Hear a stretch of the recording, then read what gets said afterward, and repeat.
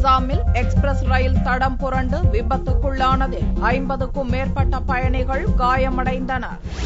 அசாம் தலைநகர் கவுஹாத்தியில் இருந்து நாகாலாந்து மாநிலம் திமாப்பூர் இடையே இயக்கப்படும் திமாப்பூர் காமாக்யா எக்ஸ்பிரஸ் ரயில் மத்திய அசாமில் புதனன்று அதிகாலை 2 மணி அளவில் சென்று கொண்டிருந்தது. மோரிகான் மாவட்டத்தில் உள்ள ஜாகிரோட் அருகில் ரயில் அதிவேகத்தில் சென்றபோது திடீரென தடம் புரண்டது.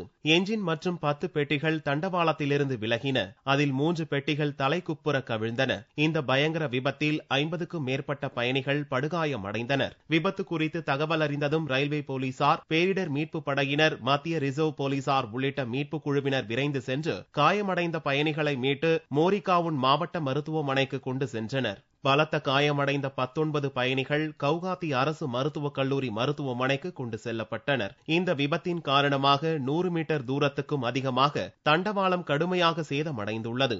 இதனால் அவ்வழியில் ரயில் போக்குவரத்து முடங்கியுள்ளது.